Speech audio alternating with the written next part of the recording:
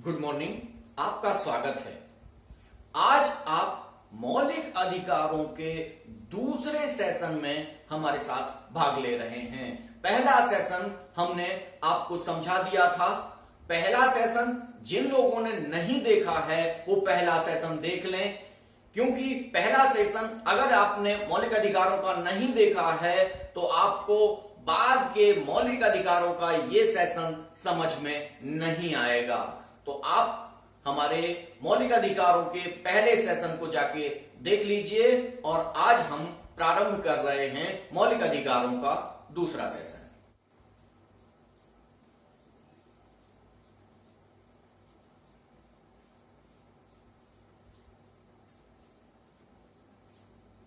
भारतीय संविधान के अनुच्छेद 19(1) का में भाषण एवं अभिव्यक्ति की स्वतंत्रता का मौलिक अधिकार प्रदान किया गया है।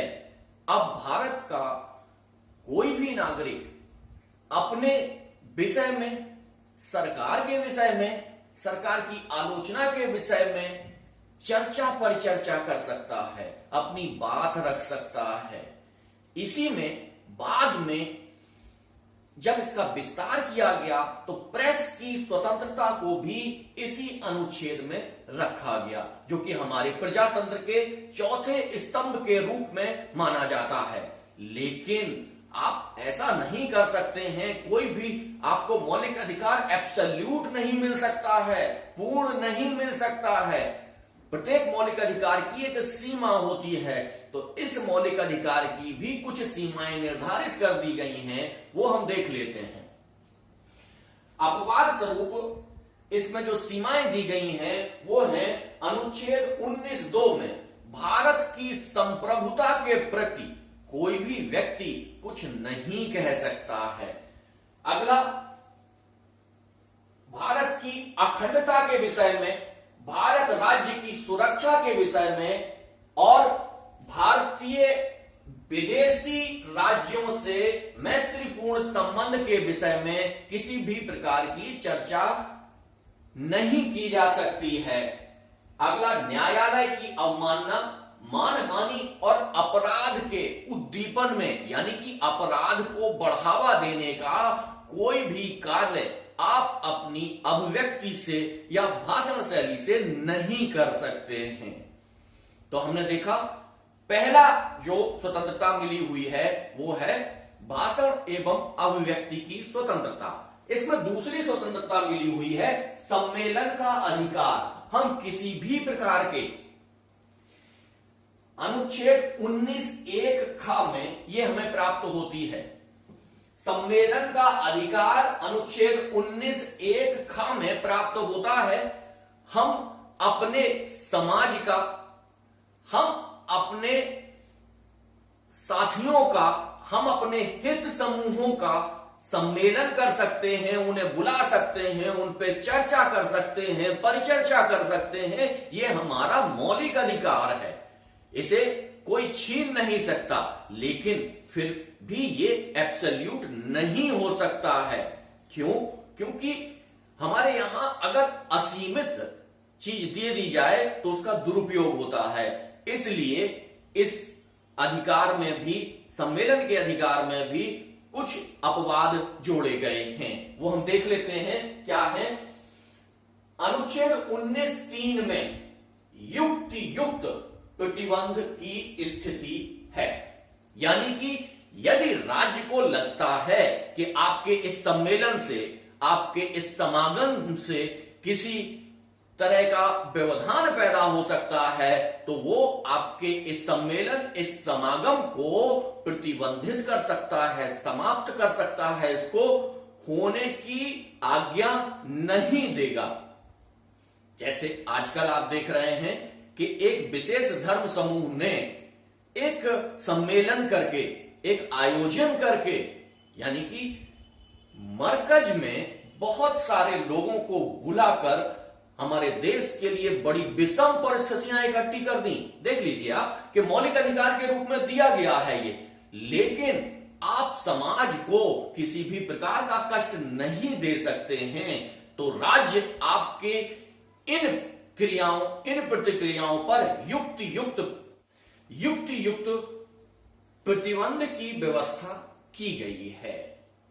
अगला हम देखते हैं कि स्वतंत्रता के मौलिक अधिकार में अनुच्छेद 19 में हमें संगठन बनाने की स्वतंत्रता प्रदान की गई है। अनुच्छेद 19(1) में हमें संगठन बनाने की स्वतंत्रता दी गई है। ठीक, अब संगठन क्या होता है? पहली चीज आप समझ लीजिए कि मानव एक सामाजिक प्राणी है और वो अकेला नहीं रह सकता, वो समाज में रहता है, वो कुछ संगठन में रहता है।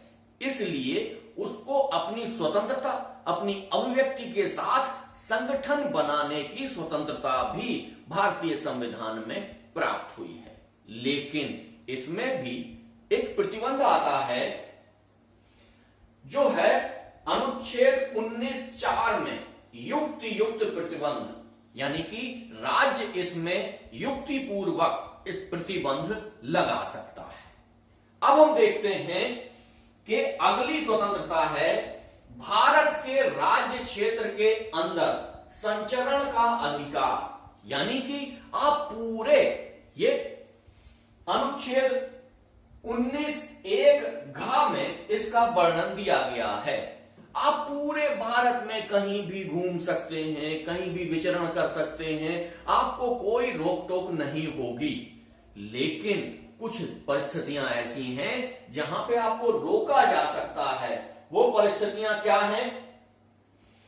19(5) में, अनुच्छेद 19(5) में अनुसूचित जाति जनजाति क्षेत्र में तथा जनता के हित में, यदि सरकार को यह लगता है कि आपका संचरण, आपका आवागमन समाज में अव्यवस्था पैदा कर सकता है, तो आपके इस मौलिक अधिकार पर सरकार प्रतिबंध लगा सकती है। अगला अधिकार है भारत राज्य क्षेत्र के भीतर निवास की स्वतंत्रता। अनुच्छेद 19(1) भारत के राज्य क्षेत्र के अंदर आप कहीं पर भी, सारे प्रदेशों में, सारे केंद्र शासित क्षेत्रों में कहीं पर भी निवास कर सकते हैं। आपको यह पूरी तरीके से स्वतंत्रता है कि आप देश में कहीं पर भी रहकर अपना रह सकते हैं, आपको निवास बनाने की छूट होगी। लेकिन इस पर भी कुछ प्रतिबंध लगाए गए हैं। वो प्रतिबंध है अनुच्छेद 19(5) में अनुसूचित जाति जनजाति क्षेत्र में तथा जनता के हित में। यदि आपके रहने से उस क्षेत्र में अव्यवस्था पैदा हो सकती है, तो उस क्षेत्र में आप नहीं रह सकते हैं। एक नई स्थिति यह भी है कि जहां पर जानवरों का निवास है या जानवरों के लिए आरक्षित क्षेत्र रखे गए हैं, वहां पर भी आपको निवास करने की स्वतंत्रता प्रदान नहीं की जाती है।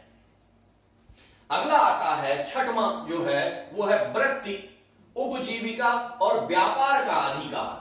ये आर्टिकल 19(1) में इसका वर्णन किया गया है कि आप कोई भी वृत्ति कर सकते हैं, कोई भी उपजीविका के साथ जीवित रह सकते हैं और कहीं पर भी जाकर अपने व्यापार की वृद्धि कर सकते हैं। यानी कि अब समाज में वो व्यवस्थाएं नहीं रहेंगी जो प्राचीन काल में थी। जैसे ब्राह्मण का बेटा ब्राह्मण का कार्य करेगा, क्षत्रिय का बेटा क्षत्रिय का कार्य करेगा। लेकिन आज ऐसा नहीं है। कई जगह ब्राह्मण का बेटा बैठकर जूते की दुकान खोले हुए है और जो हमारे चतुर्थ समूह के लोग हैं वो जाके ब्राह्मण यानी कि शिक्षा देने का कार्य कर रहे हैं। तो ये सारी चीजें आपको एक मौलिक अधिकार के रूप में मिली हुई हैं कि आप कोई भी उपजीविका कर सकते हैं, कोई भी वृत्ति कर सकते हैं, इसमें आपके ऊपर कोई प्रतिबंध नहीं होगा। लेकिन इसमें भी अनुच्छेद 19(6) में, यानी कि अनुच्छेद 19(6) में यह कहा गया है कि साधारण जनता के हित में यदि कोई व्यवस्था ऐसी हुई तो आपके ऊपर प्रतिबंध लगाया जा सकता है। हम देख रहे थे अनुच्छेद 19 में दी गई 6 प्रकार की स्वतंत्रताओं के बारे में। अगर मनुष्य को ये स्वतंत्रताएं प्राप्त नहीं होती हैं तो वो अपने आप को स्वतंत्र महसूस नहीं कर पाता है। यदि वो अपने मन से बोल नहीं सकता है, अपने भावों को व्यक्त नहीं कर सकता है, अपनी अभिव्यक्ति नहीं दे सकता है, तो उसको स्वतंत्रता का अनुभव नहीं होता है। इन 6 स्वतंत्रताओं के माध्यम से उस व्यक्ति को, उस नागरिक को अपनी स्वतंत्रता का अनुभव होता है। स्वतंत्रता के मौलिक अधिकार में अगला आर्टिकल है आर्टिकल 20, यानी कि अनुच्छेद 20। अनुच्छेद 20 में है अपराधों के लिए दोष सिद्धि संबंधी संरक्षण, यानी कि यदि किसी व्यक्ति पर यह आरोप लग जाता है कि उसने ये अपराध किया है, तब उस व्यक्ति को क्या संरक्षण प्राप्त होते हैं उसके बारे में भी संविधान में वर्णित किया गया है। संविधान के अनुच्छेद 20 में निम्न बातें वर्णित की गई हैं, जो हम देखते हैं। नंबर 1, भूतलक्षी विधि लागू नहीं होगी। अनुच्छेद 20(1) में कहा गया है कि किसी भी अपराध के लिए भूतलक्षी विधि लागू नहीं होगी, यानी कि यदि कोई अपराध हो गया है और उसके बाद किसी विधि का निर्माण हुआ है, उसका ट्रायल चल रहा है अभी, तब भी उस नए नियम का उस केस पर कोई प्रभाव नहीं पड़ेगा। नियम उसी तिथि से लागू होगा जिस तिथि पे उसका निर्माण हुआ है। उसके पहले के जितने भी केस होंगे उन पर उसका कोई प्रभाव नहीं होगा। अगला है दोहरे दंड के निषेध का प्रावधान। अनुच्छेद 20(2) में, अनुच्छेद 20(2) में यह है कि किसी भी प्रकार के का दंड दोहरा नहीं हो सकता। यदि किसी व्यक्ति को एक बार उस अपराध के लिए दंड मिल गया है तो उसी अपराध के लिए उस व्यक्ति को दोबारा दंड नहीं दिया जा सकता है। अगला इसमें संरक्षण प्राप्त होता है कि व्यक्ति को स्वयं के विरुद्ध गवाही देने के लिए बाध्य नहीं किया जा सकता। आर्टिकल 20 और आर्टिकल 21 ऐसे 2 मौलिक अधिकार हैं जो आपातकाल में भी निरस्त नहीं होते हैं। अब हम चलते हैं अनुच्छेद 21। अनुच्छेद 21 क्या कहता है? अनुच्छेद 21 कहता है कि राज्य विधि के बिना या विधि के अतिरिक्त किसी भी व्यक्ति के जीवन का अंत नहीं कर सकता। एक निश्चित प्रक्रिया के माध्यम से जो कानून में दी गई है उसी के अनुसार किसी व्यक्ति को मृत्युदंड दिया जा सकता है या उसके प्राणों से उसको अलग किया जा सकता है। ये सबसे इंपॉर्टेंट और सबसे जीवंत अनुच्छेद है हमारे पूरे संविधान में, क्योंकि इस संविधान में लगातार, इस अनुच्छेद में लगातार विकास होता चला जा रहा है। प्रारंभ में जब इसको देखा गया तो केवल ये पदबंध उसमें दिया गया, लेकिन मेनका गांधी बनाम भारत संघ, मेनका गांधी बनाम भारत संघ के विवाद में न्यायालय ने निर्णय दिया कि प्रत्येक व्यक्ति को अपने गरिमामय जीवन का अधिकार प्राप्त है। कैसा? गरिमामय। किसी भी प्रकार की यदि गरिमा उसकी आहत होती है तो वो इस अनुच्छेद का उल्लंघन माना जाएगा। यानी कि 1950 से प्रारंभ होकर आज तक इस अनुच्छेद ने काफी विकास किया और बहुत सारी चीजों को इसमें समाहित किया गया। अब देखते हैं कि मोहिनी जैन बनाम कर्नाटक राज्य, मोहिनी जैन बनाम कर्नाटक राज्य ने कहा, में कहा गया कि प्राथमिक शिक्षा को निःशुल्क और अनिवार्य, राज्य के लिए निःशुल्क और अनिवार्य करने के लिए आदेश दिया गया।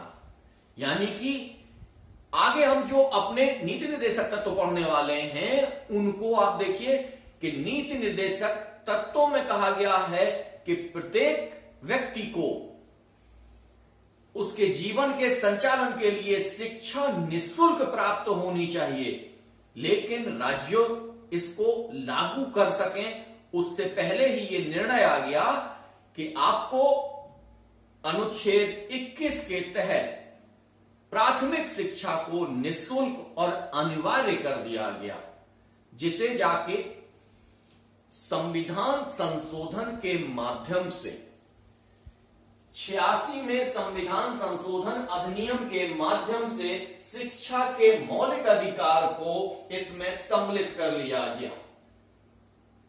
यह 4 अगस्त 2009 में लागू किया गया है। आज समस्त 1 से 14 साल के बच्चों को निःशुल्क और अनिवार्य शिक्षा प्रदान की जाती है राज्य की ओर से। अब देखते हैं हम कि उन्नी कृष्णन बनाम आंध्र प्रदेश राज्य में निजता के अधिकार को, सबसे इंपॉर्टेंट है ये, निजता के अधिकार को तथा प्रदूषण मुक्त जल तथा हवा के मौलिक अधिकार को अनुच्छेद 21 में सम्मिलित करने के लिए कहा गया और माना गया कि प्रत्येक व्यक्ति को स्वतंत्रता या गरिमामय जीवन जीने का जो अधिकार है उसके अंतर्गत उसे अपनी निजता का उल्लंघन नहीं होना चाहिए और प्रदूषण मुक्त जल तथा हवा भी उस व्यक्ति को प्राप्त होनी चाहिए। अनुच्छेद 21 में यह सारी चीजों का वर्णन किया गया है और अनुच्छेद 21 एक लगातार विकासशील अनुच्छेद है जिसमें लगातार कुछ ना कुछ जोड़ा जाता रहा है। स्वतंत्रता के मौलिक अधिकार में अगला मौलिक अधिकार है आर्टिकल 22, यानी कि गिरफ्तारी व निरोध से संरक्षण का अधिकार। यानी कि जब आप किसी अपराध के सिलसिले में गिरफ्तार हो गए हैं, उससे संबंधित आपके क्या क्या अधिकार होंगे वो इस आर्टिकल में दिए गए हैं। देख लेते हैं कौन कौन से अधिकार हैं। नंबर 1, गिरफ्तारी का कारण जानने का अधिकार। आपको यह अधिकार है कि पुलिस आपको यह बताए कि आपको किस अपराध के सिलसिले में आपको गिरफ्तार किया गया है। नंबर 2, वकील से परामर्श करने का अधिकार। आपको अपने वकील से परामर्श करने का अधिकार होगा। और नंबर 3, गिरफ्तारी के 24 घंटे के अंदर मजिस्ट्रेट के समक्ष पेश करना होगा। पुलिस जब भी आपको गिरफ्तार करेगी, यात्रा में जो समय लगेगा उसके बाद 24 घंटे के अंदर आपको न्यायाधीश के समक्ष पेश किया जाएगा। ये आपको इसमें मिलता है आर्टिकल 22(1) और 22(2) में। लेकिन इसका अपवाद भी है। आर्टिकल 22(3) में निवारक निरोध विधि के आधार पर इसे समाप्त किया जा सकता है। निवारक निरोध विधि, यहां एक नया शब्द आया है, निवारक निरोध विधि। ठीक है, शब्द थोड़ा कठिन है, इसको समझ लीजिए। बहुत आसान चीज है कि यदि सरकार को किसी भी व्यक्ति से अपराध होने की आशंका होती है, उसको ये लगता है कि वो व्यक्ति अपराध कर सकता है, तो उस अपराध के होने से पूर्व ही आपको निवारक निरोध विधि के अंतर्गत नजरबंद किया जा सकता है या गिरफ्तार किया जा सकता है, और आपके इन अधिकारों को जो अनुच्छेद 22(1) और अनुच्छेद 22(2) में दिए गए हैं उन पर प्रतिबंध लगाया जा सकता है। समय समय पर देश में इसके लिए अलग अलग प्रावधान किए गए हैं, जैसे मीसा और पोटा कानून। मीसा और पोटा कानून के तहत बहुत सारे ऐसे कार्य किए गए हैं जिसमें कि आर्टिकल 22(1) और 22(2) का ध्यान नहीं रखा गया है। यह है आपका निवारक निरोध। यहां पर स्वतंत्रता से संबंधित मौलिक अधिकार समाप्त होता है। अब हम चलते हैं अगले मौलिक अधिकार की तरफ, जो है शोषण के विरुद्ध मौलिक अधिकार। शोषण के विरुद्ध मौलिक अधिकार अनुच्छेद 23 और अनुच्छेद 24। अनुच्छेद 23 कहता है, अब आप देखेंगे कि शोषण के विरुद्ध मौलिक अधिकार, बहुत सारे देशों के का संविधान उतना बड़ा नहीं होता है जितना हमारे यहां मौलिक अधिकार से संबंधित प्रावधान किए गए हैं। तो किसी भी व्यक्ति का शोषण ना हो, इसके लिए शोषण के विरुद्ध मौलिक अधिकार दिए गए हैं। भारतीय संविधान के अनुच्छेद 23 में कहा गया है कि मानव के दुर्व्यापार, बेगार, वेश्यावृत्ति का निषेध आर्टिकल 23 में किया गया है। आर्टिकल 23 यानी कि मानव की खरीद फरोख्त नहीं हो सकती है, मानव को दास नहीं बनाया जा सकता है, और मानव से बगैर पैसा दिए काम नहीं करवाया जा सकता। बेगार का अर्थ होता है बगैर पैसा दिए कार्य कराना। तीसरा है वेश्यावृत्ति। वेश्यावृत्ति आप लोग जानते ही होंगे, इसमें हम ज्यादा विस्तार से नहीं जाएंगे, परंतु इन सब पर रोक लगाई जाती है अनुच्छेद 23 में। परंतु इसका अपवाद भी है 23(2) में कि राज्य लोकहित में इस पर रोक लगा सकता है। यदि राज्य को लगता है कि लोकहित में ऐसा करना अनिवार्य है तो राज्य इन सब चीजों, ये मौलिक अधिकार आपका निरस्त कर सकता है। अगला मौलिक अधिकार है अनुच्छेद 24, यानी कि ऐसा अनुच्छेद जो कहता है कि 14 वर्ष से कम आयु के बच्चों को जोखिमपूर्ण कार्य में नहीं लगाया जाएगा। यानी कि किसी भी कार्य में, उस समय जब संविधान बना तो उन्होंने कहा कि जोखिमपूर्ण कार्य में इनको नहीं लगाया जा सकता, लेकिन जब शिक्षा का मौलिक अधिकार प्रदान कर दिया गया है तो अब सभी 1 से लेके 14 वर्ष के बच्चों को अनिवार्य और निःशुल्क, अनिवार्य समझ लीजिए क्या शब्द प्रयोग करें, अनिवार्य, जरूरी, हर हाल में उनको देनी है, और निःशुल्क शिक्षा चूंकि दी जाती है तो 1 से लेके 14 वर्ष के बच्चों को किसी भी प्रकार के ना तो जोखिमपूर्ण कार्य में और ना किसी कार्य में लगाया जा सकता है। अगला मौलिक अधिकार है धार्मिक स्वतंत्रता का अधिकार, जो भारतीय संविधान में अनुच्छेद 25 से लेकर 28 तक वर्णन किया गया है। आर्टिकल 25 में बताया गया है कि अंतःकरण की स्वतंत्रता तथा किसी भी धर्म को मानने एवं प्रचार करने की स्वतंत्रता दी जाती है। प्रत्येक व्यक्ति को उसके धर्म को मानने के लिए, उसको धर्म बदलने के लिए, उसको नया धर्म अपनाने के लिए सारे प्रकार की स्वतंत्रताएं प्रदान की गई हैं। वो अपने उस नए धर्म के प्रचार के लिए स्वतंत्र है, वह उस धर्म की अभिवृद्धि के लिए स्वतंत्र है। ये आर्टिकल 25 में बताया गया है। आर्टिकल 26 में है धार्मिक मामलों में प्रबंध की स्वतंत्रता। यदि व्यक्ति अपने धर्म के अनुसार किसी संस्था का निर्माण करता है या कोई समुदाय बनाता है तो उसके प्रबंध करने का, उसके प्रशासन को चलाने का और सारी व्यवस्थाएं लगाने का अनुच्छेद 26 में उसको स्वतंत्रता प्रदान की गई है। अनुच्छेद 27 में धार्मिक अभिवृद्धि के लिए कर संदाय की स्वतंत्रता। यदि कोई व्यक्ति धार्मिक कार्यों के लिए कोई अनुदान देता है तो उस व्यक्ति को कर संदाय से छूट प्रदान की जाती है, भारतीय संविधान के अनुच्छेद 27 के अनुसार। अब देखते हैं कि भारतीय संविधान के अनुच्छेद 28 में कहा गया है कि सरकारी शिक्षण संस्थानों में धार्मिक शिक्षा का निषेध होगा।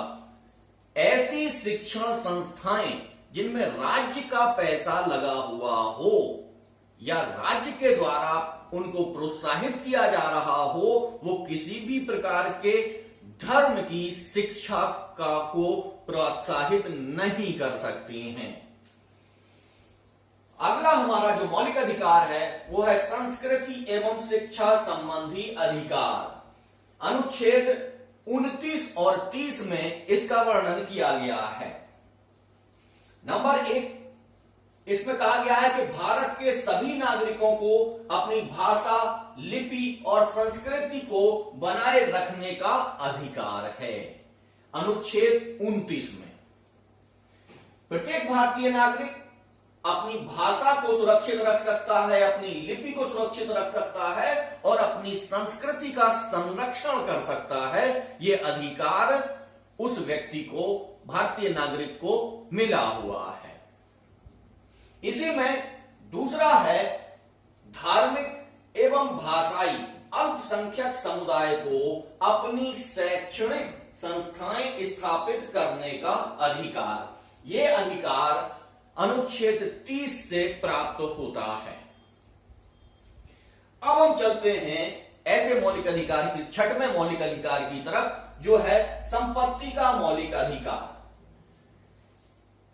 भारतीय संविधान के अनुच्छेद 31 में संपत्ति के मौलिक अधिकार का वर्णन किया गया था, परंतु 44वें संविधान संशोधन अधिनियम के माध्यम से इसे समाप्त कर दिया गया है और अब इस प्रावधान को ले जाके अनुच्छेद 300 का में रख दिया गया है।